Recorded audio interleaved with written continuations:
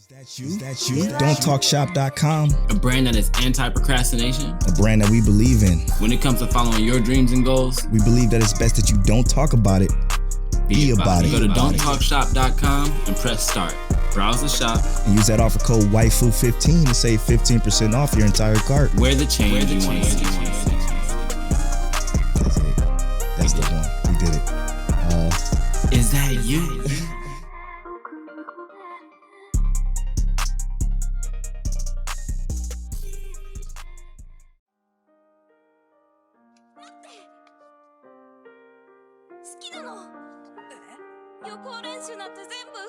You're now tuned into Mike Check Waifu.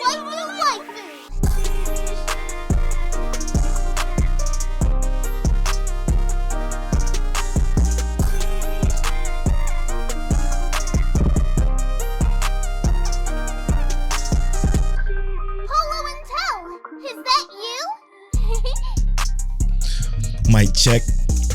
Mic check waifu. Tell, is that you? What's up, y'all? It's Tell. What's up, Polo? How you doing, brother? I'm doing great, man. I'm getting adjusted to this new time. It's beautiful, kinda. Yeah, it kinda is, but it's kinda not. Like, it feels like it's 10:30, right? We're recording on Sunday. We normally record at like 10:30 or so, but it's 11:43, but it still feels like 10:30. So I'm all thrown off because I'm like fucking wired, and I just know I'm gonna have a hard time sleeping.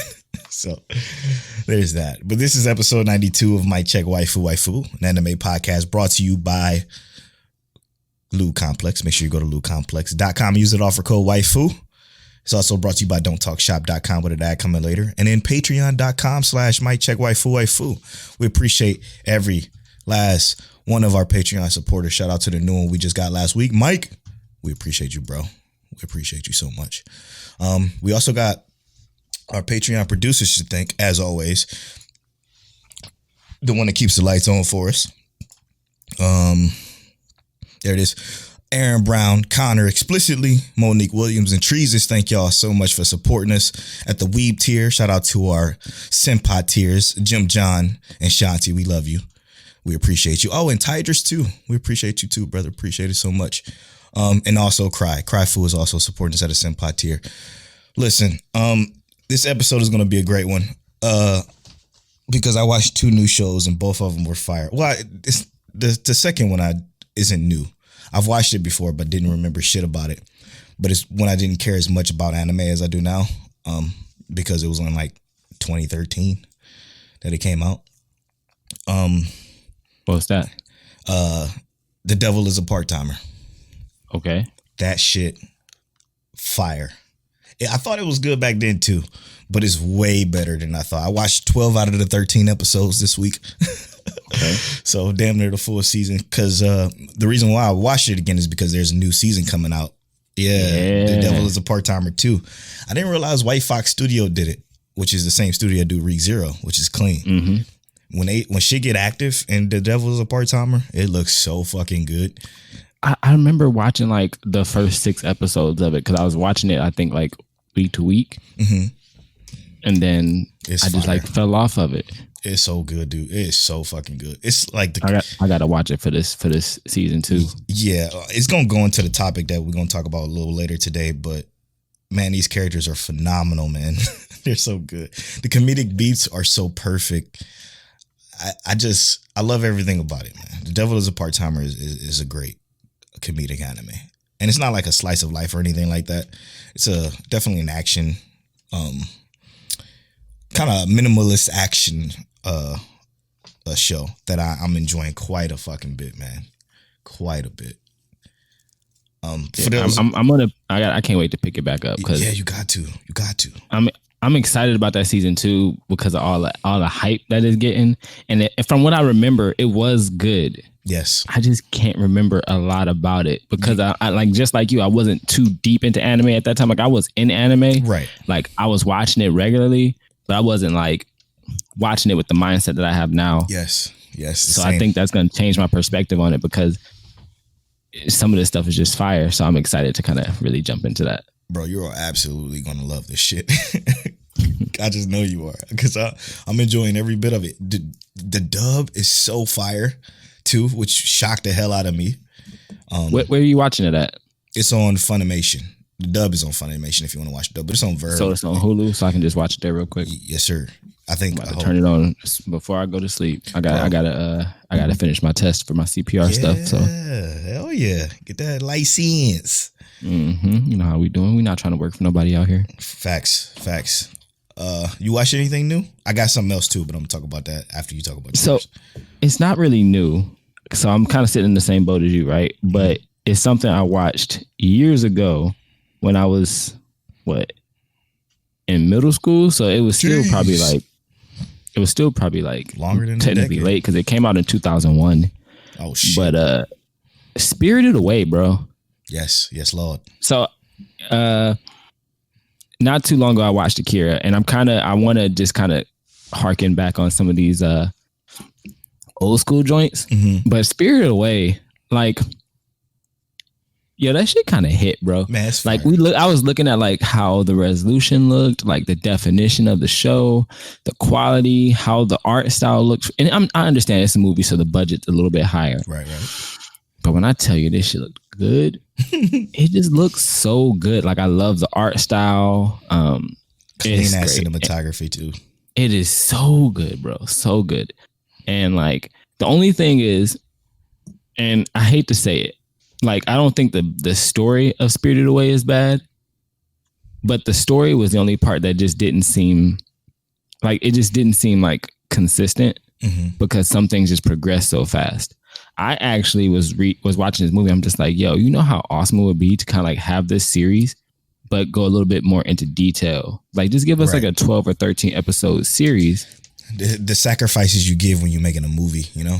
But it's good though. It's still good. Really, really good. Like, it's just, I guess because it's a movie, the pacing just seems so fast. Yeah. But I love how they did the show, or the movie. It's just beautiful. The sound was amazing. Like I'm like, this is a 2001 anime, but the sound design felt like a current sound designed anime. Like it just felt good. Everything looked beautiful. The food. Yeah. When her parents got turned into pigs, I was like, damn, it looked like people pig, like pig people. They peekables. I don't know, but it was so cool. I enjoyed it though. Yeah, I loved it too. It made me want to sit down and draw. Hey, bring back the artist in you. Let's go. It's definitely an artistic masterpiece though, for real. Like, I mean, I agree. They do some crazy shit with static shots that not a lot of anime or even movies back then did, like cartoon movies, which is insane. And a lot of cartoon movies took inspiration from Spirited Away, like Pixar movies and shit too, with some of their static shots. I love it. I love it. Not even just that though, like some of their more dynamic shots, like in the air. True.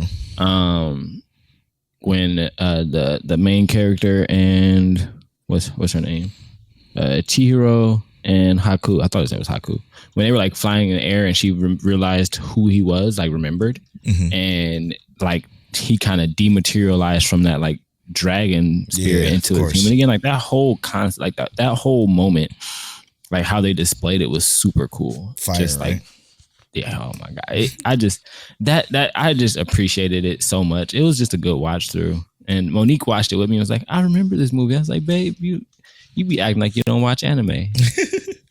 You lying. You be out here watching anime without me. Not even realize it. She not real. Yeah, man. Spirited Away is great. It's forever a classic. Another one that I picked up that I can't believe I never saw. It's kind of blew me away. I'm like, why the fuck I never seen this? But it's Plastic Memories. Oh. Are you hip to that? I haven't watched it. I'm pretty sure I haven't watched it. I know the name. Because it's a slice of life, so I'm pretty sure it probably escaped you. Well, no, I've when Kiss Anime used to be good, when you could store all your stuff. Yeah. I had it on the list to be watched because I had watched some slice of life back then. I just don't remember what they were called. So Plastic Memories takes place in a future where these things, I forget what they called them. Basically androids very, very close to humanoid androids. They're called Giftias or something like that. But they're in this world and they're present. But the problem with them is they only have a 9-year lifespan, and then they have to be recovered. And if they don't be recovered, they can become what they call a wanderer, and a wanderer will essentially become a Terminator, if you will. They just lose their mind. So our main character works at a job. It's called a SA corporation, where he has to recover. They call it where he has to recover the giftus. And it's like subplots into the main plot that are so sad. It almost blew me back a few times, actually. There's situations to where, for one example, a subplot, one of the gifters is a young, I don't know what I want to say, 8-year-old girl maybe, who lives with his grandmother, who basically is just like taking care of the grandmother the entire time. And they go to recover her, and it's like some of the saddest shit ever, because you find out that the grandmother don't want to give her up, because once she loses her, she's gone. They erase the android's memories or whatever. And it's sad, man. It's just sad watching these people get ripped apart from people that they spend 9 years with, because they're essentially, the androids are essentially perfect for that person, right? Right. So shit becomes real intense and just super. I guess you become attached, if you will, to these people. And then the main plot is that the guy that joins the company late is partnered up with this other android, because it has to be one human, one android that goes and retrieves the other androids. The girl that he's partnered with, he ended up falling in love with, and she was already close to her 9-year mark. And essentially that's the story. It gets rough. It gets so fucking sad, man. I can't. But will give you like the trait become human vibes? Nah, because it's silly in a sense too. It got a lot of silly moments, so it's like more fun than just agony. Because Detroit Become Human has a lot of fucking agony. Involved in that. A lot of sadness going on in that one. Yeah. So I like it, man. It was a great show. I watched all 12 or 13 episodes of it. It's super highly rated. It's 77% on Annual List. Yeah, I'm looking at that. It came out in 2015. Average score, mean score. Mm-hmm. Pretty popular. Yes, it's fire. I'm surprised this escaped me, to be honest. Yeah, I'm not. Like, there's so much anime out there. Like, That's I don't true. think we have much of a choice, bro. Yeah, it's true. It's true. And this is 2015, so I was already doing other stuff. I was already active. Right. Getting bodied by all this anime we watch. Yeah, we are. We got a lot of questions on Twitter this week again. I love them though. They're all great questions. We're gonna start off with a simple one though from @_RobJ. He says, apple juice or orange juice? I love these questions. So apple juice. Yes, sir. 100% of the time for me. Yes, sir. And I just found out that apple juice and spiced rum actually taste amazing together. If you ever want to try one. Okay. It kind of gives like a good smoky apple feel, if you like that. I'm down because I love apple juice. It's apple juice for me too. Like orange juice is cool, but orange juice it's just too acidy, if that makes sense. Mm-hmm. Like it leaves a bad feeling in my tummy. You know what I'm saying? Oh shit. You funny. Dude, I can't wait to talk about our topic today. We're going to answer some more questions, but our topic is going to be fire because it's just going to be all about main characters. And I think it's important that we have this discussion, and I'm talking like a full discussion on what we want our perfect main character to be, who we think is a perfect main character, what we like about main characters, and go from there. But before that, we're going to continue on with some of these questions. I know we didn't do therapy this week. Therapy was unneeded, I think, personally, for Redo of a Healer. It was fine. Yeah. Like not anything too drastic. Next week we might need it though. Yeah. So be ready. Ubi Man says, do you ever think Peter Grill season 2 will launch this year or next year? This is the second time he asked about this damn show that neither one of us watched. Yeah. Look, I have it on my list and I just haven't touched it. Yeah. So I apologize. I watched that first episode and I was not impressed, even as an ecchi fan myself. I was just like, Polo, I'm cool. you don't ever actually be impressed though. I do. I really do. But I'm like, nah, I'm cool. And just never went back to it. And don't think I will, actually. We sorry, bro. Sorry, man. Let's see here. The homie Black Hole Player says, he says, what's the most beautiful anime y'all ever seen and why is it Violet Evergarden? That is one of the most beautiful anime, but it's not the most beautiful I've seen. Not to me. Because I think it does look good though. Real fucking good. And oh my God. I mean, gorgeous. If we talking about like scenes, Ancient Magus Bride had some really, really beautiful scenes, especially when they were in like the library and they had those moments. Yeah, that was super just okay to me though. But like if I had to say my favorite appeal, like in terms of look, overall it's gonna be between Made in Abyss and probably Grimgar. I was about to say, you already know that's gonna be my number one.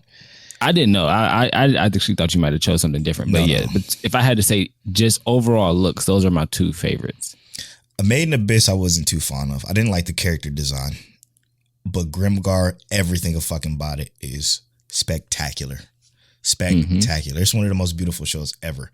Probably next to Violet Evergarden. I mean, depends on if you artsy. If you're artsy fartsy like us, we'll say Grimgar.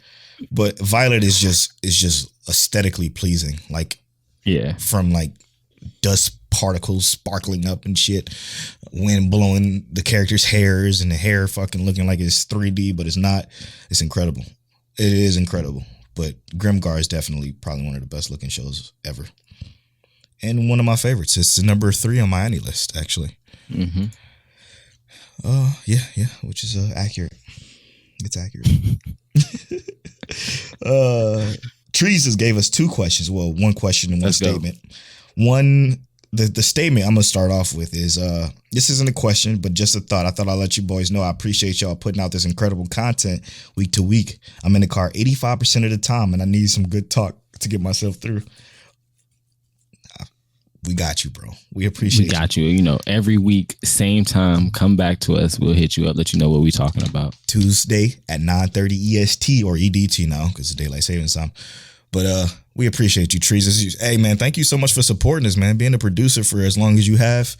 This is the least we could do for you, man. We appreciate it. Exactly. Trees also says, what is the worst anime-related take you've heard that doesn't have to do with Black Clover? Great question for Take Talk, but it looks like we're going to have to do it here. What is the worst anime-related take? That doesn't have to do with Black Clover. Because I could have went down the fucking list for Black Clover. It's a couple. Like, let's say, like, I remember someone saying that One Piece was mandatory. No. I don't think that's true. Good. Someone said Haikyuu's characters are trash. Wrong. That's just wrong. I thought that was entirely wrong. I don't know, bro. That's not even an objective take. That's actually wrong. Yeah. Like, there's nothing, like, bad about Haikyuu's characters ever. At all. And I'll try to think of one that couldn't. You got some heat. I think the worst anime related take is the Fire Force joint. The one we see so much of. Fire Force is nothing but the Adola burst and Amaterasu. And yeah. if you watch the show, that's just not it. That's just not it at all. Like, there's so much more to Fire Force that dives so deep into We're shit. Just overlooking it. And we overlooking it. It doesn't. I call me pretentious for saying this, but maybe it don't compute. And I'm okay with it. It's okay to say that. It's okay to say that. If you don't understand the Amaterasu, or if you don't understand the Adola Burst, or if you don't understand exactly how the power, quote unquote, power system works in Fire Force, then just say that. You don't have to use this. All the show is them screaming about Adola Burst, because it's just not. It's just not. That's probably the worst anime related take ever to me. That's a pretty good one. I agree with that one. That's bad as fuck. Straight up a bad one.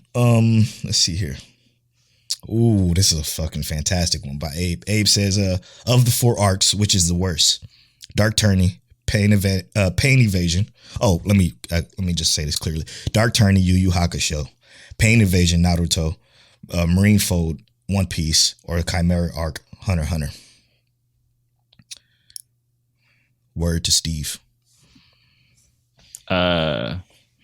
You say word to Steve? Yeah, that's what he said in the question. Oh, word. All right. You want me to go first? Yeah, just name the worst, so we ain't got to put them in order. Dark Tournament was the worst for me. Facts. Yeah. And I love the Dark Tournament arc. It's great. It's a great arc, but out of these, that's definitely probably last.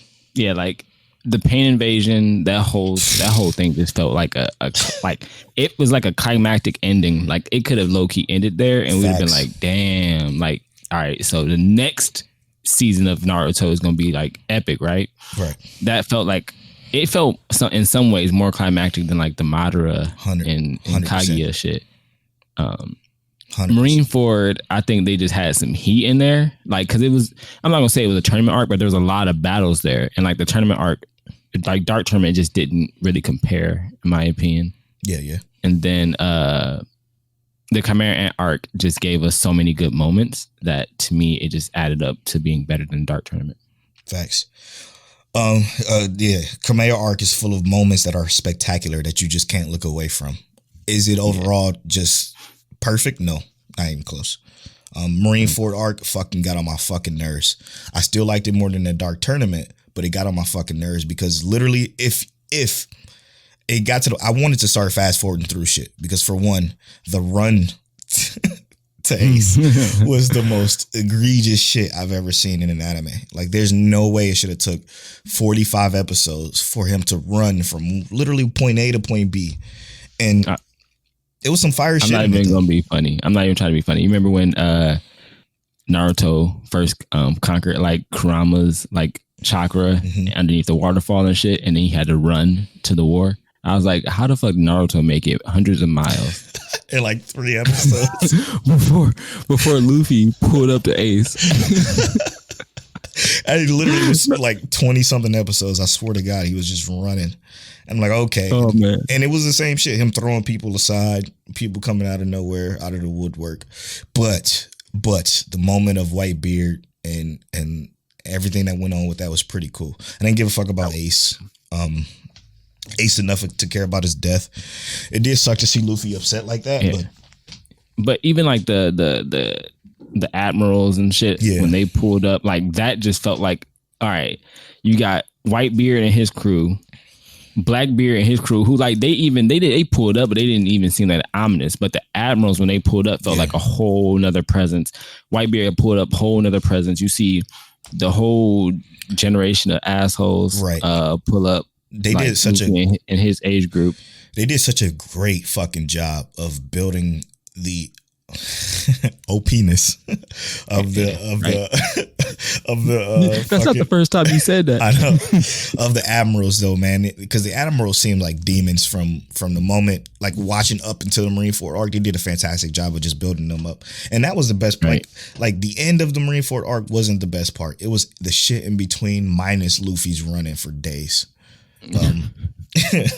But it was still better than the Dark Tourney. Dark Tourney is so great though. It is great. It just don't compare to these other 3 at all. Let's see here. Oh God, Steve. I kind of want to save Steve's question for last. Did you just say I don't like Steve? No, I like Steve plenty. My bad. But his question is okay, yeah, I guess that. Oh no, Panda. We gotta go to Panda's question. Of course. Let's see. Oh, can't believe I almost missed that. Panda says, a character trope that you absolutely hate as far as her first question goes. A character what? Character trope. So, what's the most common tropes? Like, I remember her saying something about, she was talking about, what was it, Hormia? When she was talking about the female character who doesn't know what or knows what she wants but doesn't want to say it or something like that. Yeah. Hell yeah. I hate that shit too. What's my least favorite character tropes? I do get tired of OP characters who pretend to not be super fucking strong. You know, like I say it because of like in Should River Fell Night, I think they did it well, right? Where the character, he is kind of OP, but it's not really like that broken, right? He has to sacrifice a lot for it. Right. But there's other anime where like even like Goblin Slayer, right? Like we know the Goblin Slayer, even though he was like OP for what he was doing. Right. Like fighting the goblins by themselves. And yeah, at the end he wasn't really OP, but he was still like the top of the tier. Like everybody was fighting out there fighting dragons and goblin slayers. Like, oh yeah, let me show you how to kill a goblin king. Real quick, you want to talk about a dry ass character? Goblin. That motherfucker dry as a motherfucker. But you're right as hell. But I think that's it. Like I would prefer characters if they're actually OP to stop acting like they're not. True. That's a good one. And then mine is pretty much the same as hers, I would assume. And that's just the fucking the well, maybe it's not. Hers is a little bit different, but mine is when main characters in slice of life, shoujo, just they're so fucking clueless. When the girls are even now, the girls may not be as direct as they should, right? Like I understand that fucking sucks too when they're not being direct. But when the fucking guys are so clueless and as to the hints they're dropping, like in harem anime that they just completely miss, or fucking slice of life where the girl is obviously crushing on them and she's making it obvious, but without telling them. Okay. So like Rent a Girlfriend? Yes. I hate that shit. I hate it. I'm so sick of it. Hormia is doing it right because the main characters are already together and they've been together since like episode 4.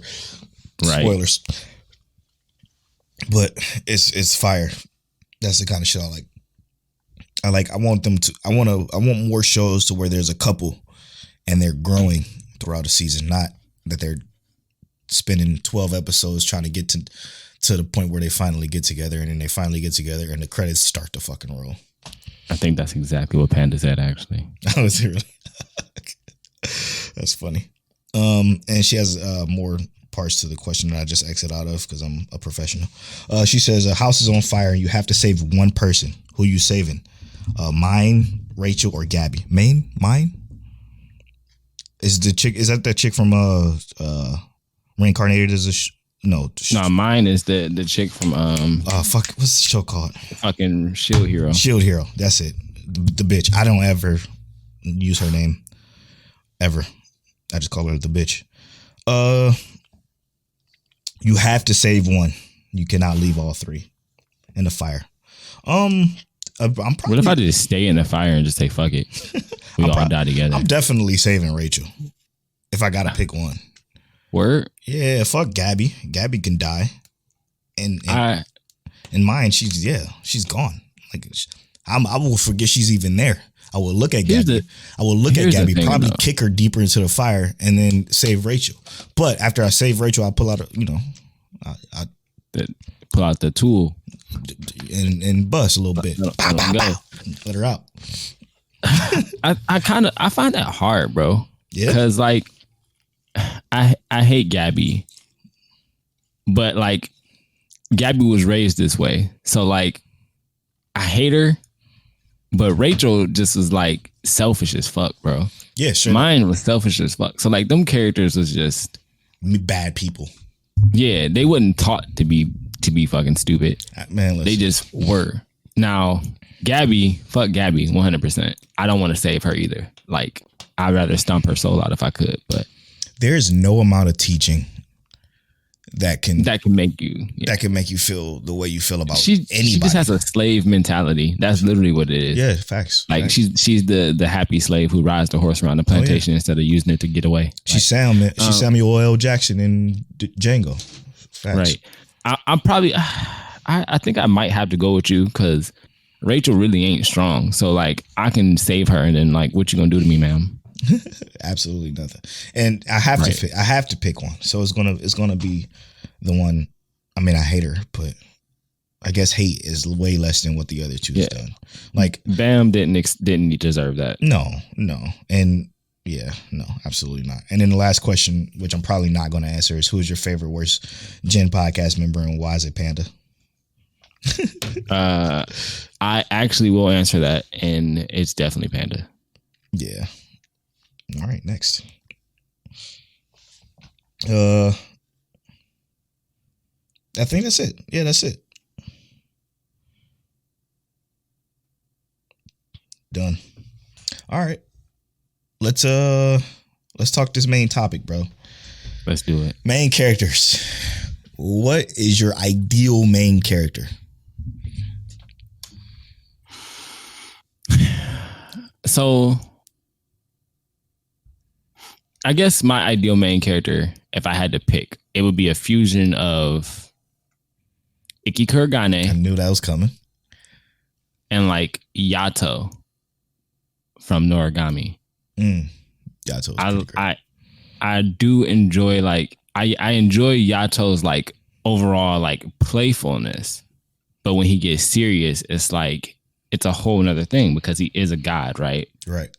You know, he's a war god. So like him getting serious is like ridiculous. But I also like Ikki Kurogane is like clarity when he's doing things. Mm-hmm. You know, like how when he gets into a fight, his thought process, all that stuff is different than Yato's, because Yato knows he's strong. He's just trying to hold back from, you know, going back into what he used to be. And like his mysteriousness, I guess, is kind of what I like.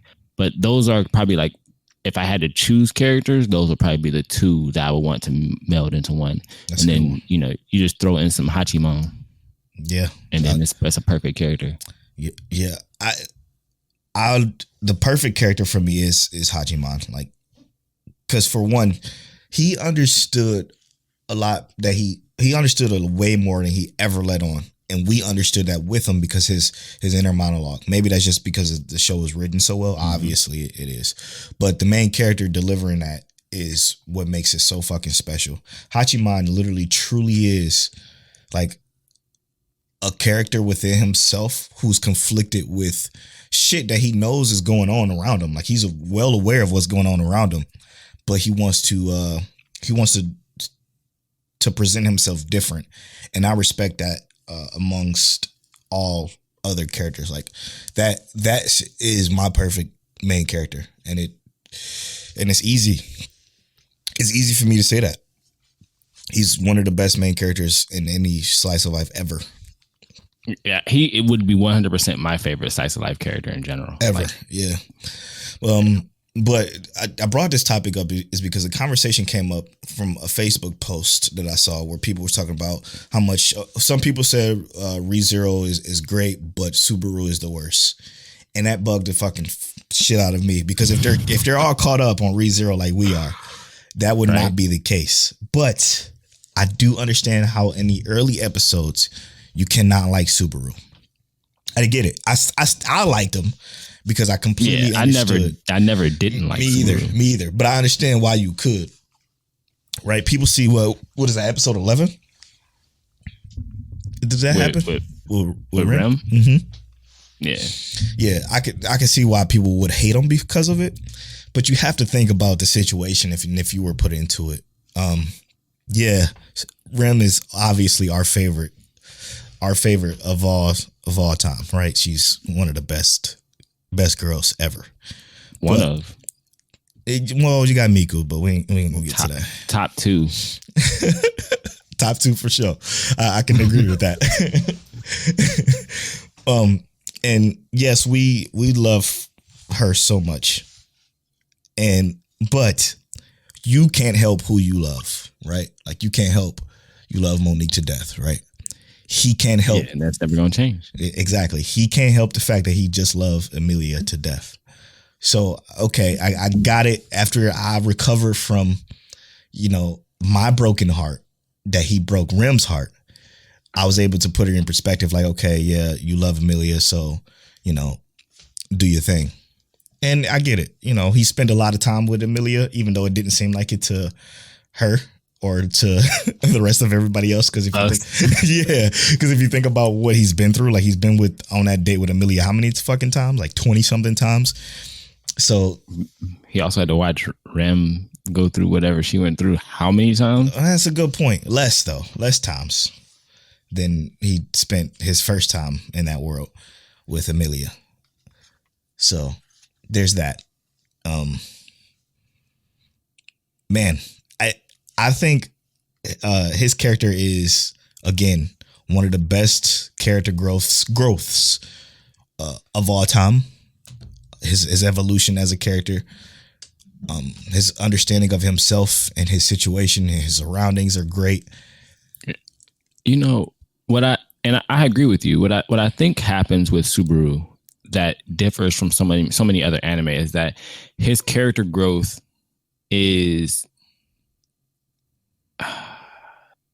less, I guess it's less dynamic in terms of like people are expecting like this super big grow up where he becomes like strong and a good fighter. Right. But his character growth has nothing to do with that essentially. No. His character growth is all like internalized. Yep. Like how he deals with his life that happened beforehand. Yes. How he deals with how he even responds to this world, what he was expecting in the first place, how he responds to the external stimuli in terms of people dying, him dying, how to solve each individual problem, how to make sure that him dying is no longer even a problem. ReZero, it gave us a unique growth in Subaru that we don't generally see in other anime. And I don't think we're going to see it again. And to me, it's unappreciated. Like, yes, that's where I was going with this. This entire time I was trying to spit that out. It is unappreciated. Subaru is the most unappreciated main character of all time because he's not going to blow you away with no magical fucking skills. No, he's not. That's not what it's about. ReZero is all about, what's the word I'm looking for? It's all about just categorically like figuring out yourself and understanding it's introspection. Yes. Self-realization, if you will. Yes. Yeah. It's all of that because you think about how Emilia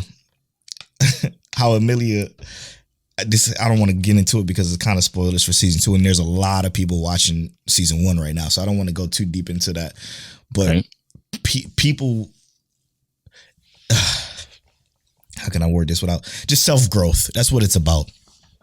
From Subaru caring about himself more because that's mainly what it's been about.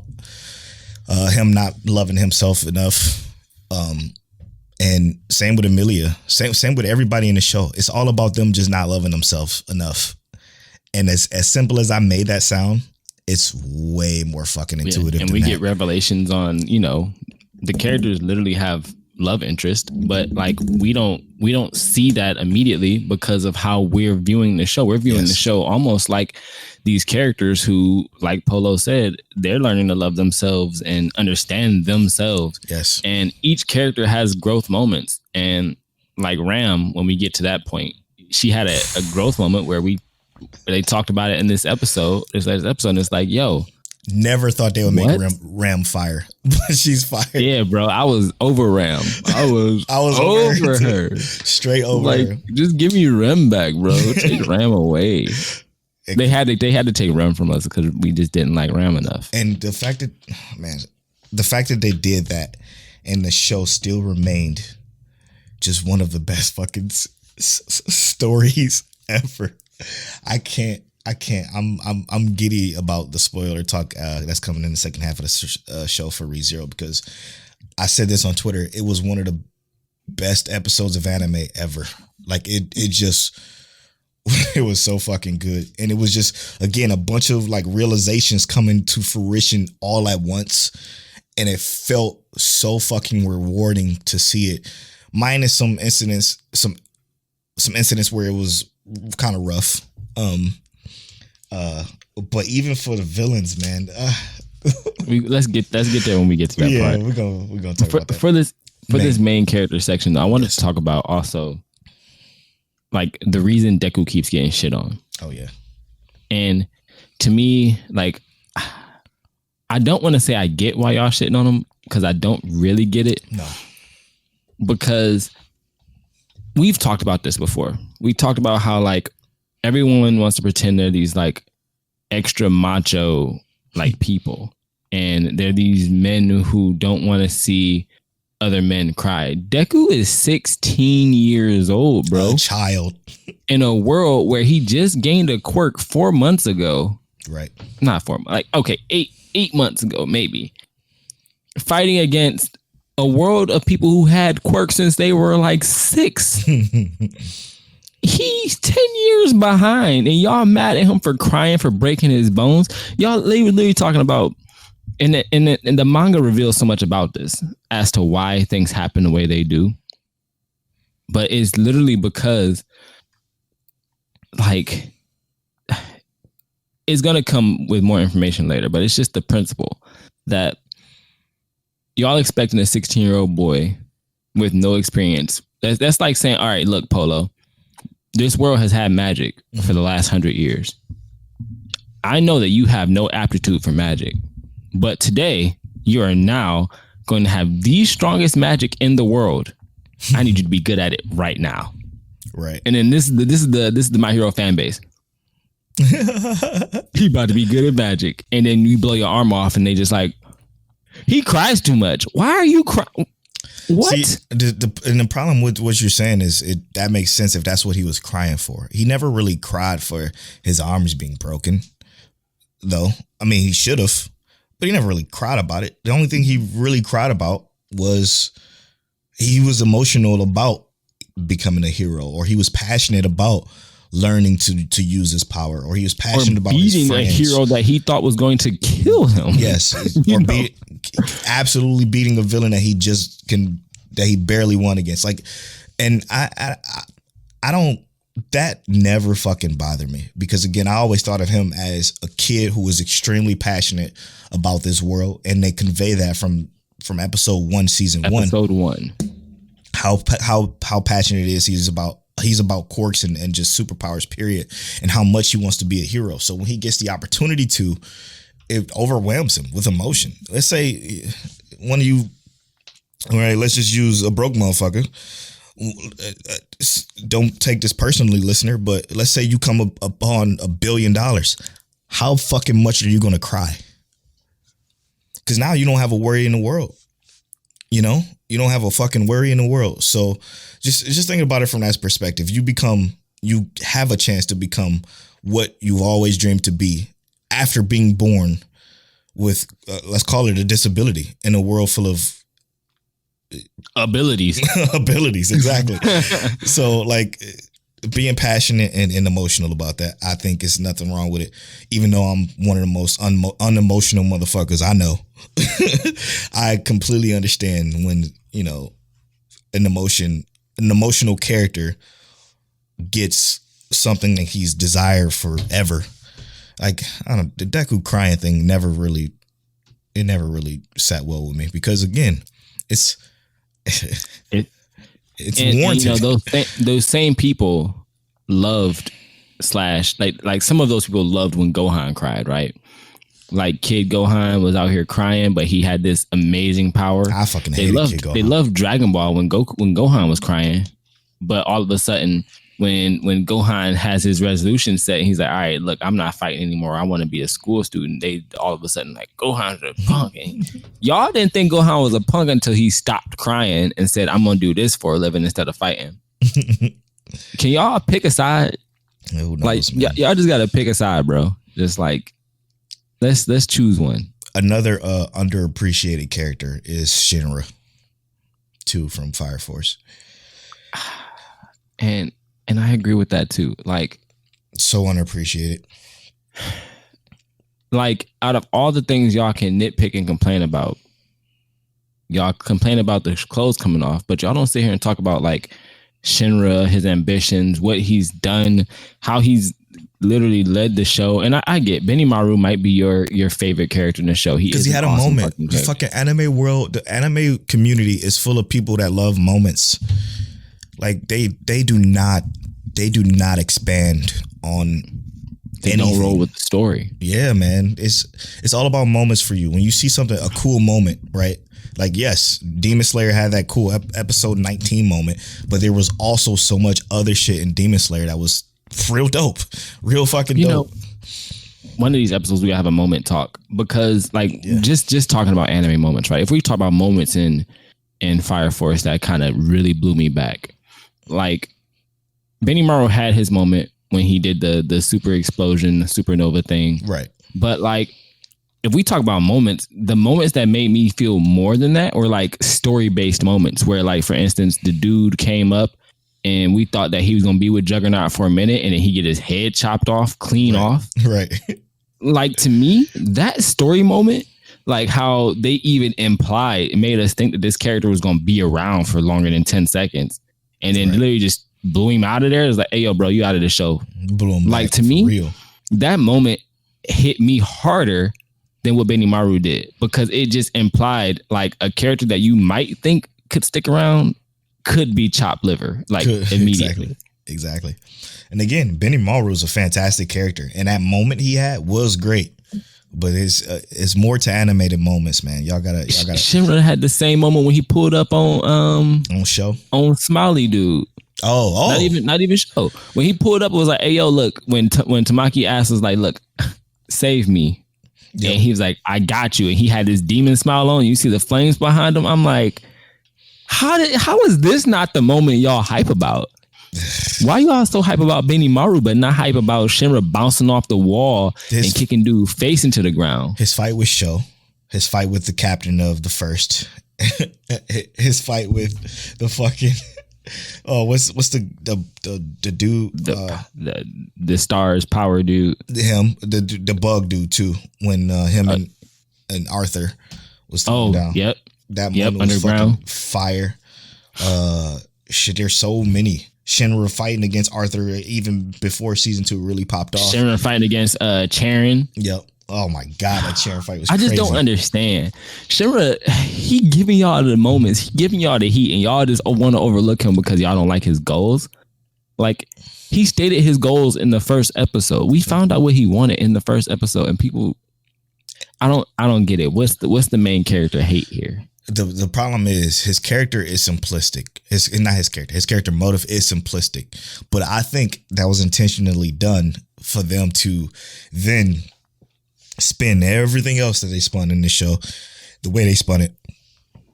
But can we call it truly simplistic when his individual goal expanded into a multi-layer goal, a multi-dimensional goal, like a 3D layer goal? His goal went from I just want to be a hero and save my brother to I want to be a hero. I want to uncover all the violence in here or all the evil going on in the organization. I want to find out what the white clad is. Now I need to find out what a Matarasu is. He had 4 side quests in Oblivion right now. Yeah.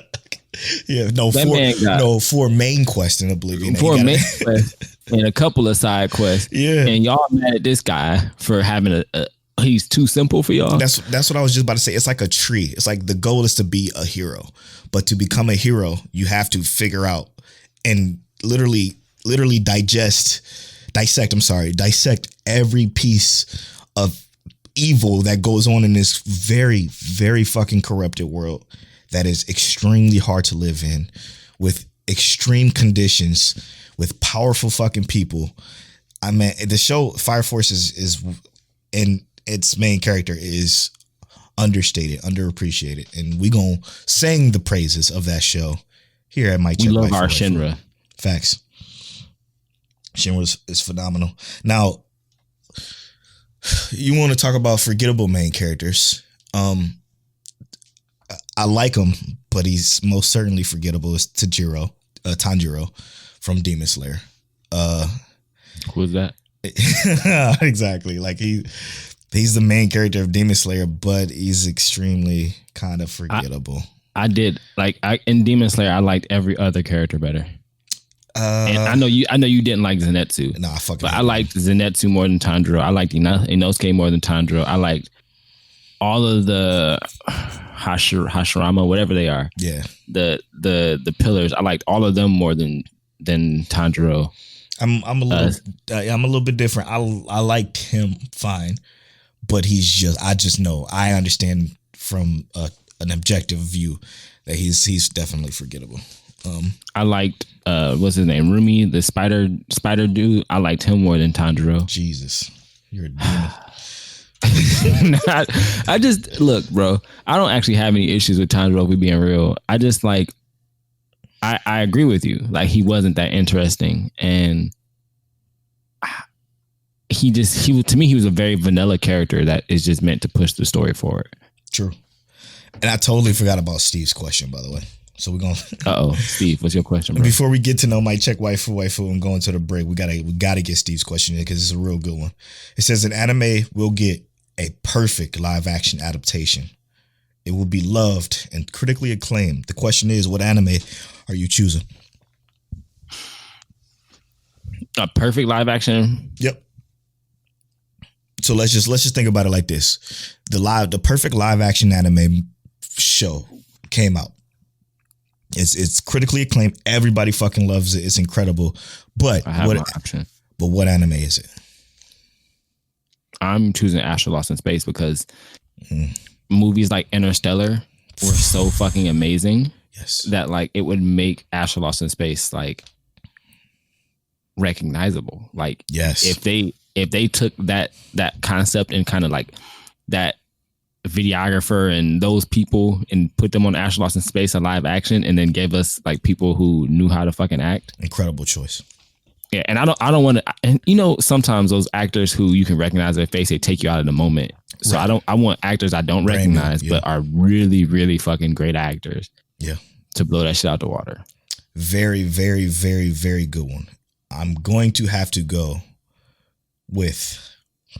Man, this is hard because I want to choose two. I know which one I wanted to choose. Other than that, but it came to mind as soon as I thought of like a live action. Like I was like, yo, that'd be amazing. A live action Steins Gate that's perfect and critically acclaimed for me would be phenomenal. But as an honorable mention, I won't ReZero. I was gonna say the same thing. You know, ReZero just seemed like it'd be just fucking so intense. And if they could do like the effects perfectly and just oh my gosh, it'd be the perfect Game of Thrones type of. It wouldn't be like Game because there's nothing like Game of Thrones, but I want something along the lines of that kind of cinematography and script. If they gave us like the animation team from like Avengers Endgame, yeah, I think easy. That shit would be like that shit would be $1 billion in the box office easy. For fucking sure, bro. Oh my gosh, dude! Just thinking about that now, man. Just seeing those fucking. You remember when Doctor Strange, the sorcerers came through at the end of Endgame? Oh man, just imagine those witches doing a fucking thing.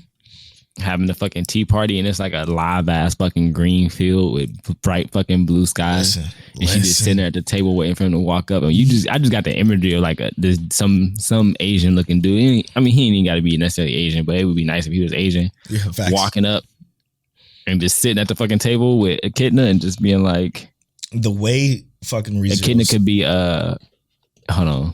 I don't want Echidna to be this, but if Echidna looked like what the fuck is her name? Lady Gaga. Like I could kind of feel that because she kind of pale, bro. Oh, okay. Yeah, we need some definitely. I can see with a white wig, but it ain't got to really be her. Like it could just be anybody who look similar to that. But I would love to see that too, bro. Man, just thinking about it, crazy. All right, man. Let's get to know my check waifu. This is you on a random number generator. This is when one of us rolls a random number generator, and this time is me. And the other reads a question associated with that number, and we get to know us. How many questions we got? 88. All right, so I'm rolling right now. 43. I feel like we keep getting the same numbers. The 40s is popular, man. Yeah. What anime do you wish had a better ending? Oh my gosh. Oh man.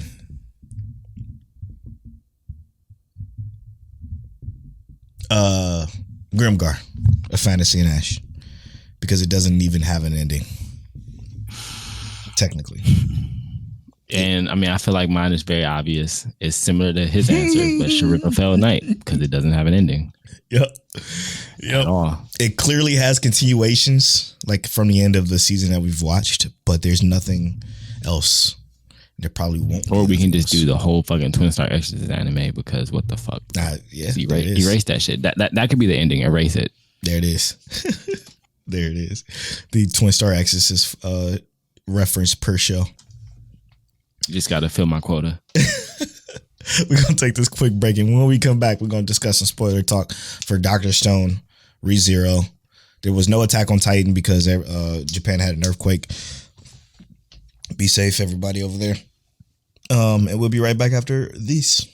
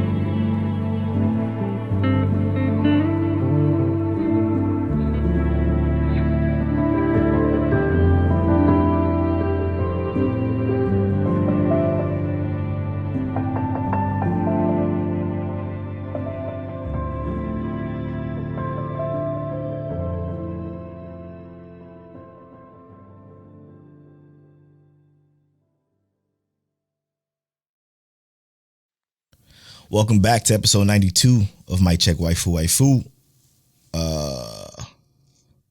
Yeah, we're going to get into some spoiler talk for some shows that we've watched that's current in the seasonal space. It's almost time to bring out the spring layout.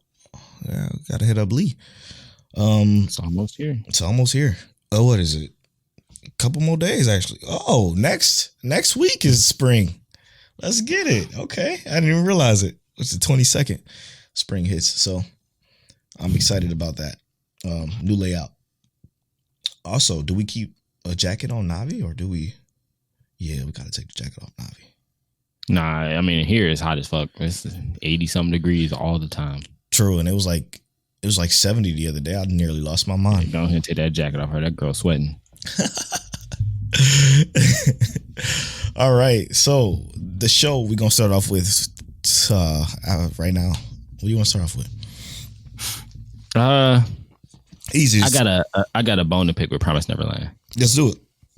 And I saw a tweet that made me 100% agree with what Promise Neverland was doing. I think it was Talk Anime Podcast who said it, but they said they need to just go ahead and redo the whole anime. Facts. And I'm not gonna say they need to redo the whole anime, But if they did, I would be okay with that. But they need to have like just redo this whole second season. Like this shit is stupid.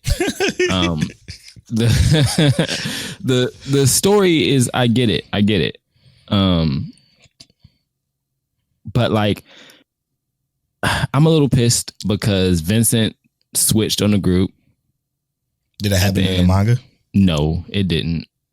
I was disappointed because old girl felt bad about getting ready to kill the little demon girl. And no, that shit shouldn't have happened either. I felt Norman felt bad about killing them people in general. And I'm just like, what are y'all doing to this fucking show? Bro, I said something on Twitter I think was perfect. They turned The Promised Neverland into a show full of moments, like a show full of conveniences. Like you're right. Everything like was conveniently placed. That pen shit, that didn't happen. I didn't even read the manga, and I know that shit was like it didn't happen. Where the fuck did that come from? Dude died 15 years ago and just happened to be like, here's the fucking pen, the back of the pen that you fucking need. And here's the layout of everything that has happened. That shit was just so from 15 years ago, bro. From 15 years ago. I'm like, so how the hell did this convenient piece just happen to be in the one old man that they decided not to kill? It just didn't make any fucking sense. And then again, like you said, with the girl who was so fucking adamant on killing demons, deciding against the demon babies. The Vincent thing, trading, that part was the only moment that didn't feel as convenient as the entire episode. The entire episode was so convenient. When the fuck, didn't they say they won't send Isabella out to get the kids? Then all of a sudden she decides to make this plan and becomes a grandma because she decides to, hey, I got this plan that I'm going to bring all the kids back with if we just pretend to ship them out. I'm like, yeah, that's convenient too. Like, and the way they jumped from place to place without any travel after traveling so much in the first 3 episodes of the show, in the first 3 episodes of the season. I mean, I don't get it, man. There's no sense of place. There's no sense of time. So I'm just going to tell you a little bit of what happened in the manga. Okay. At this point, because we manga spoilers, by the way. Manga spoilers. 10. Yeah, manga spoilers. This is episode 10. Well, episode 10 is coming in 3 days, and then episode 11 after that, and then we're done with this season. We don't know what the fuck they're gonna do after this. It's over.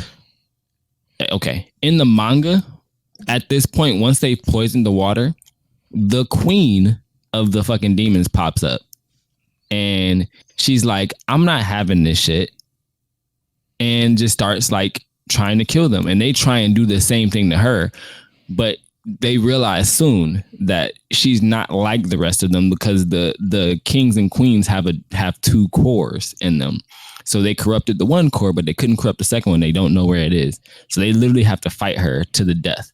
And I'm just like, yo, that part was actually like really fucking good because we see like what the hierarchy is. And instead of them talking about, because they gave a little glimpse of it where they're like, yeah, we're going to do everything in the Lambda now. And he was like, no, also don't forget, we still need some of them to be like not smart or the mass production because we want to still keep the commoners in line. The queen gave y'all all that information, but was also like, I don't give a fuck about my people or y'all people. I just want to stay ruler, and how you rule is by ruling what we eat. And it was like there was just so much more detail and information and how they carried out things, how the lineage went.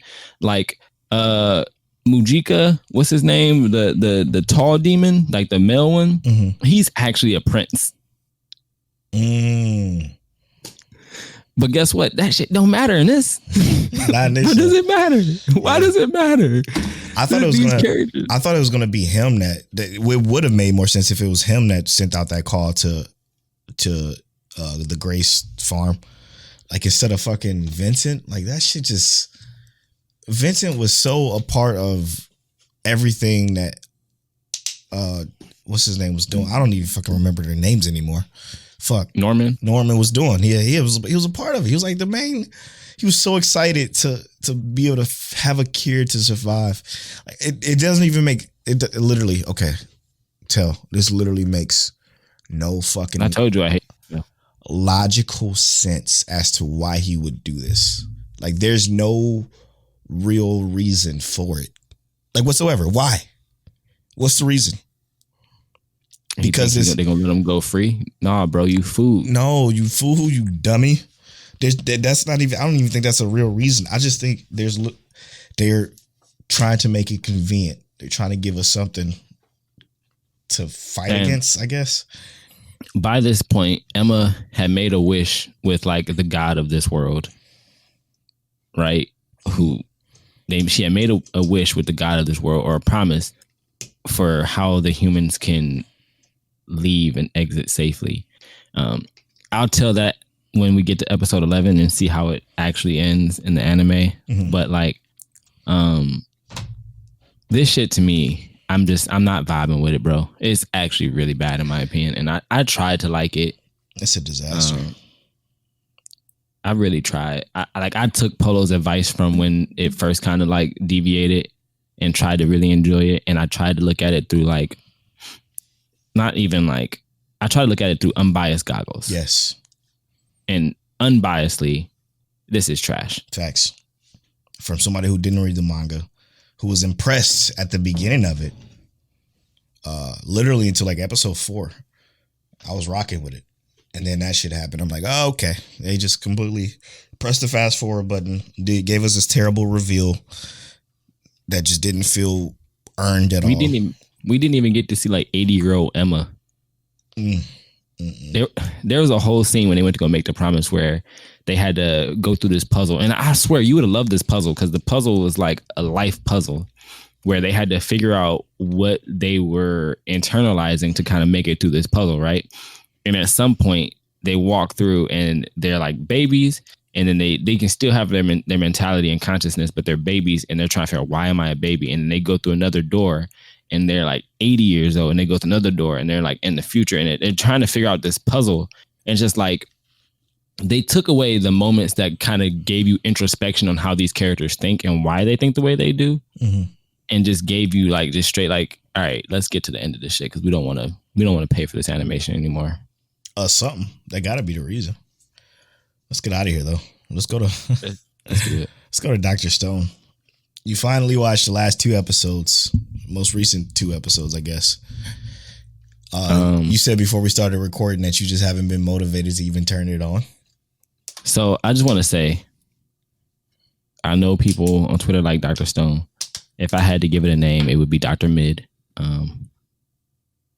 Dry Stone. That's the first time I would use mid on this podcast, and that'll be the last time. I don't dislike Dr. Stone, but it's just decent. Like normally I would say mad decent because that's better than decent. Nah, bro, this shit is decent as fuck. Yeah, there were some cool moments, right? Like I do like how they were able to actually talk to Tsukasa, and like we see like the revelation with the characters and how this war kind of turns out. But I love that. Even then, like nothing really felt at risk in the end. Shit. You know? I disagree. I do feel like it was this. I do feel like motherfuckers was gonna die. Like I did. I feel like Tsukasa was ready to kill.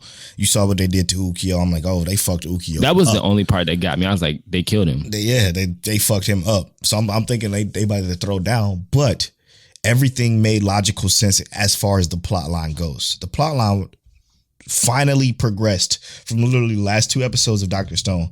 They finally moved forward with the actual plot of retrieving the revival fluid to then start this process into waking up the world again. Okay, that's the whole point of Dr. Stone. They had this obstacle, which was Tsukasa. They finally got to that obstacle after 25 episodes. I'm counting from season 1. They finally got to the progression of the roadblock that was Tsukasa, and the way they did it by inventing all this shit that we didn't even see him do everything, but you would think we did because we spent all that time trying to lead up to this point. Like So like the invention they did in this episode was nitroglycerin. Yeah, which I is liked cool. how quick and simple it was. Yeah, no, that's cool. What I have a problem with Dr. Stone is the invention pacing, right? All those 25 episodes that I'm talking about within season 1 that leads up to this point. What the fuck were they doing? Do you remember? They were giving us full breakdowns on how to put all these things together that I'm not gonna go back and look at. But what was it though? They made the water boiler steam engine. Did they see? They didn't do that until season 2. Made noodles. That's what I'm saying. Like they did shit like noodles and Coca-Cola and shit that they spent 2-3 episodes on that had nothing to do with this war. That I'm so confused as to why it took so long for them to lead up to this point with all that bullshit that they invented at the beginning. And that's why I think Dr. Stone was as bad as it was. Like you were always higher on Dr. Stone than I was. But, and that being the reason, like, why I just could not fucking deal with the same bullshit, typical ass tropey jokes. Yeah. That was so terrible. I think the coolest part about Dr. Stone, and this is like, I guess, a personal preference, because I do like this a lot in like Fire Force. Like when things from the past come back into like usefulness. I did like that the recorder came back and helped a little bit with getting people on their side. I liked that they were able to take like the boiler thing and turn it into the steam engine. I like when they're able to repurpose things that happen in the show and make them useful again, but it just didn't feel, I mean, I don't know. I didn't care for it, bro. Like I tried to like it. I don't think it was bad. No, I wasn't overly impressed. And for me, it got to the best parts of the show. Like I said, the plot actually progressing and the characters that I actually like. Tsukasa, Senku, Taiju, Yuzuriya, or Yuzuriya. That it got to that shit, and that's really all I care about. Better. No, I agree with that 100%. It's better though. It's getting better. Now, I don't know where they're gonna go from here. I don't know what this show's gonna be from here. It's gonna be a new threat that they gotta solve next week, and Tsukasa's gonna join them permanently because they have a threat that's scaring them. I don't know. It's going to be the evil adults. I don't know. Watch. You think so? I think so. All right. I think it's all downhill from here. Yeah, I think so too. I think they just reached this climax and it's pretty much all she wrote. Yeah. ReZero, please. Let's talk about the greatest clearly it's anime golden of all time, bro.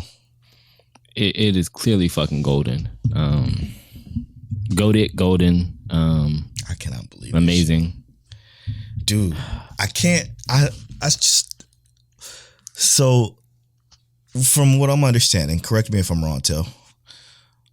Roswell put a spell on Amelia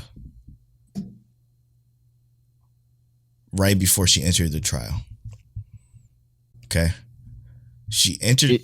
That's what he said. Yeah. So she entered the trial and came out to quote unquote a bunch of snow. But that's not reality for what's actually going on. When I saw that, I was blown the fuck back. I'm like, no, the snow's made it to the fucking the sanctuary. No, because you know what that means, obviously, right? That means fucking rabbits. The rabbits that they established in part 1, which were fucking demon rabbits that eats everything, destroyed everybody. All the things. All the villagers gone. Everybody that was hyping up Amelia gone, and I was gonna be so fucking sad. But then later in the episode, we get, hey, Ram's like, hey, when did you put that spell on Amelia? And then he confesses and say, I put it on her right before she entered the temple. And I'm like, oh, fucking thank God.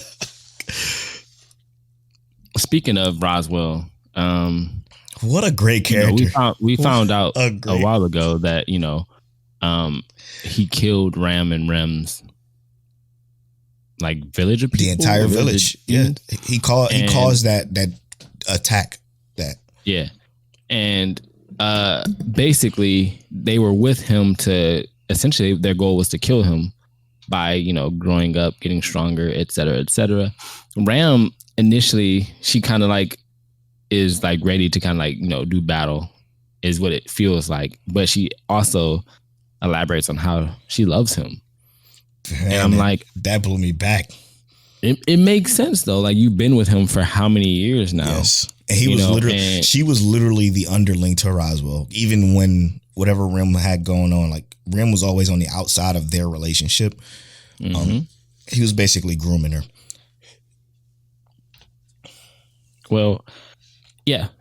But it made us kind of see Roswell, and I don't know, it made us see Ram too, because Ram has had no real, like, I guess, figures of like that kind of relationship or that kind of love. Right. She's been cold to just about everyone. Garfield being the closest one that we had seen that she was somewhat warm to, but still gave him all the hell. Right. And now we see that she actually has some warmness for Roswell, and it's like, damn. I don't want to like Roswell, but I do like him still, because, you know, he's doing his things for his own reasons, right? Yes. Ram is doing her things for her reasons, and like these reasons, like Subaru and his whole crew, they're all of their reasons are kind of like coinciding and finally coming together to help each other. Yeah. I do like Roswell as a villain, but I still don't have that feeling that he's truly a villain, right? Like, yeah. See, I'm the same way. He's like his justification for what he's going through for 400 years makes fucking sense, man. And maybe it's a spell that Echidna put on him, but maybe it's just love. And when he was talking that shit in the previous episode to like Garfield, talking about, you know, you let this guy basically talk you out of 10 years of what you've been going through. And you've been going through this for 10 years, and now you're just instantly over it because he said so. And it's like, I do vibe with that though. Like, if I've been feeling the same pain, having the same struggle for 10 years, right? Am I just going to be over it instantly like that? Like, I might as a person, but like not everyone's going to be like that. You know, it's very rare that you have characters who are just over it like that. And I agree with Roswell. He's a strong character, obviously. And then we got to see him actually put in some work with some magic. And I was like, yo, he is a lot stronger than I thought. 100%. Fighting Puck. Man. We know Puck is a demon, but like, obviously Puck doesn't have full power. When he got big, I thought he did. I'm like, I thought it was a wrap, bro. Because they gave us that little silhouette, like it was like his evil form. Because Roswell saw it, I was like, oh my god. And then it was like, oh no, I just got bigger. And I was like, yo, that shit was dope. Man, after when Ram got that book, man, and he blew her back, I was blown back. I'm like, oh no, I didn't. Ram was okay. Like, I always thought she was fine. I didn't like her as much as Ram, obviously. But when she took that book, I'm like, oh shit, hell yeah. Because now she's going to burn it. But he was so pissed. And in the flashbacks between him and getting that kiss from Echidna, I think that kiss from Echidna put a spell on him and made him this loyal follower. Me personally, but I could be wrong. I could be just digging deeper into a show that you can never even guess, period. I don't think you're wrong, because that's how that other devil dude was. Like, it seemed like he loved Echidna too. Yeah. It's greed. Maybe she's feeding off their lust. Who fucking knows? Who knows? It's always something else deeper within ReZero that makes ReZero. No. But I wanted to say though, it didn't show us that he actually hit Rem though, or Ram. Shit. It did. It did? Because I felt like he essentially force pushed her. But he blew her back. He fucking it looked like she was broke. Well, I was thinking about what the fire cannon that boy was shooting. Oh, true. No, because he did shoot one of those at her when he was mad, but I don't think it actually showed that connecting. It just kind of showed us like a back out, like they backed out and didn't show us the full scene. I might have to look into it because there was just so much else that went on in this episode. But I do think he force pushed her shit and blew her back. But you might be right. I will have to relook at it because I was too distracted by that Garfield fight with LC. Fucking Elise. belly cutter. My God, dude. So they gave us the revelation that she's a vampire. Yes, which makes sense because she definitely got bodied by that night in the first season. But it wasn't enough to obviously kill her because she's a vampire. Yeah, you gotta like stake through the heart kind of shit. Facts. Garfield is a beast though. Like right, literally. Like I knew he was raw, but he pulled up on somebody that none of us was expecting to get beat no time soon. And putting hands on her. We figured out that the little girl was her sister, which was cool. That was a cool revelation. And to see her actually protective of her was extremely interesting. It humanized her for me, which was crazy. She's not a human to me. She's still a demon. Straight up demon. but like, so do you think there's going to be repercussions from him biting her neck? No, because I think realistically, if let's say a vampire, right? Like vampires have to willingly give you their power. What if that's what she did once she was smiling as she was getting her ass literally smashed? Right. No, I think she was just enjoying the battle though, right? Like this is the first person that's actually giving her some work, like able to kill her, it seems. Yeah. Her little flashback story where she was basically taken and abused. Were they hinted at sexually? Because the guy made her take all her clothes off or some creepy shit like that. Yeah, that. She still scares me that she's gonna kill Garfield though. You don't think she's dead? No, I still consistently feel like she might take Garfield out. Like the whole time I watched it, I'm just like, damn man, I can see it happening in an instant. Like she just slices his stomach open and she's happy about it. And I'm just like, yo, I will be so mad if she killed Garfield. I think she lost. I know, I agree. I think she lost too, but I ain't saying nothing until they show us. You can't, right? It's ReZero. So you're absolutely right. Nothing. You are absolutely right. You can never tell with ReZero. Now I don't even know. I wasn't trying to do that to you. I'm just saying I don't trust it. You're right. The show too fucking good to just make us feel anything is 100% secure. Way too good. Other than the fact that Subaru is the main character. Man. Speaking of Subaru, didn't they run into the escape route? What did he do? I can't remember. Was it this episode or last episode? It was last episode. We didn't get Subaru this episode. They were running, but they didn't like take any escape routes this time because they was they beat the Mob Beast thing. Yeah. And Garfield's sister helped them with that. Right. I don't think they took this. They didn't take the escape route this episode. Interesting. I totally forgot. I don't even remember if Subaru was even in this particular episode. He was, but it wasn't for like he wasn't like even the main focus really this episode. True. Because it was so focused around like Amelia, Ram, Garfield, and Belly Cutter. Yeah, he was there, but only for like when they were talking about the sister and killing her Mob Beast and stuff like that. Facts. Overall, great episode. Again, one of the best episodes. It literally put some of most people's favorite anime to shame. Just that episode alone. It was so powerful. Very. Way too powerful. What's next on the list, or do you want to wrap up? Did you want to talk about JJK? Yeah. JJK. So we got to see our boy Megumi Fushiguro back in high school or back in his middle school days with his people being scared of him. He was beating up bullies. Polo. Megumi is us. Straight up. Megumi is our bro. That's exactly what I was thinking. And this was an interesting episode for me. Because this is the first time where I couldn't I'm gonna be honest with you, I couldn't pay attention. I don't know if I was distracted by, something else or what, but I truly don't remember a lot about it. And this episode was just a lot of talk though, right? Like they talked and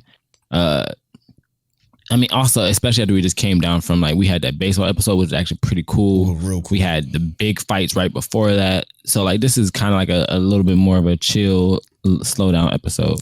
Yeah, and it's not JJK's fault. I don't even think the episode was bad. I just think I wasn't in the right mind for it. So if I seem a little negative about it, I'm not. I still love the show. The episode was still good. Yeah. I just don't remember a lot about it, and it's my fault. Well, one of the cool things about this episode, though, and I hope you remember this part, is like kind of how like they brought like the idea of you know how they always have those places that students meet up at, and they talk about these curses like they're like myths and whatever, and it forms a real curse. I love that concept. Yes, man. Yeah, because and that's the one thing that I love about the curses in this show is that they feel so real, like they're believable. This plant curse is a curse because of how humans treat the earth. Right. Mojito is a curse because of what people fear. You know, the volcano is a curse because people fear volcanoes, right? Yeah. These are real life things that these curses are created by human emotions. So like you have so many people who first they make up something and they have this fear, and then now all of a sudden people falling off this bridge, you know, is a real live curse. And I just love how they do that. Like this show is so creative because of that. Facts. And the facts that this curse is planning like an eventual demise type of curse on people, that's scary. And Megami's sister being one of those people. And she hasn't been able to activate said curse because she's currently in a coma for whatever reason that they didn't go into detail about, unless they did and I missed it. No, they didn't. Okay. But through and through, I love how Radada, Yuji, and what's her name is? Mai? Not Mai. No. Nodara. Yeah. Kigasaki. I love how Radada they are. And they're like, you gonna try to send us away? Nah, we not stupid. And I love that relationship aspect of JJK. Like they're a team, and it feels like they're a team. Yeah, it's just really good. Yeah, real good. Couple more, what is it? How many more episodes left? This next episode is episode 23, and then that's it. One more after that, and we done. Oh, it's okay. It's 24? Yeah, 24. Yeah, 2 more weeks. Yikes. It's gonna These be a next big 2 weeks, we got some stuff that's just gonna be done. We'll finally be done with Promise Neverland. Never have to look at that shit again. Facts. Next 2 weeks, Quintessential Quintuplets will be done. I forgot to ask you, what was your standout episode before this week? Yeah.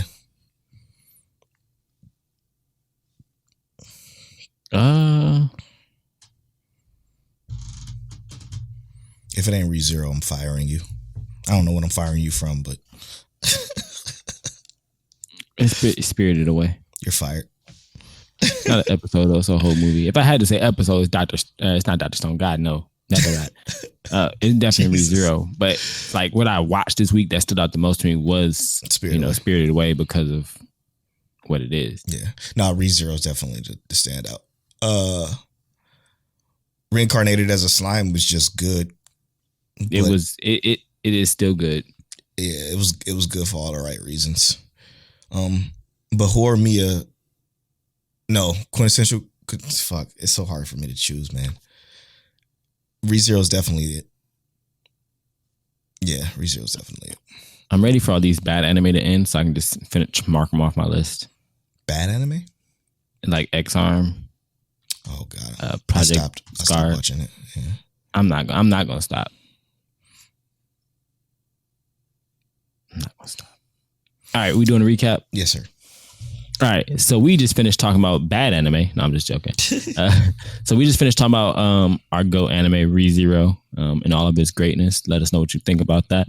We also talked about Dr. Stone and finally hitting its stride in this latest episode or the latest 2 episodes. Promise Neverland, just take the whole show back. Just do that one time for me.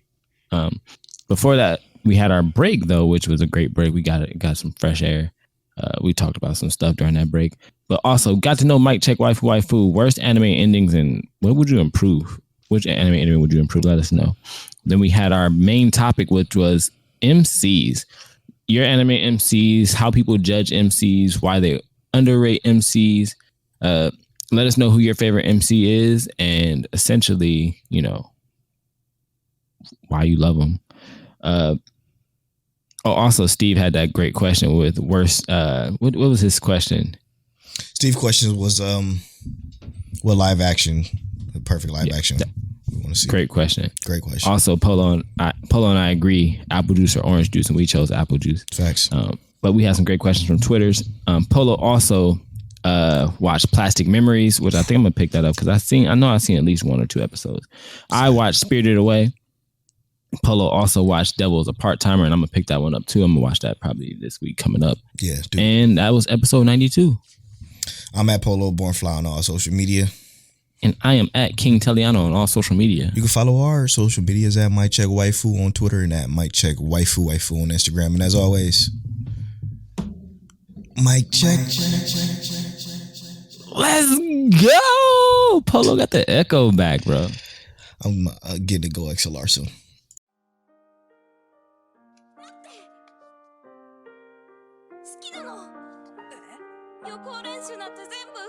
You're now tuned into Mike Check Waifu Waifu.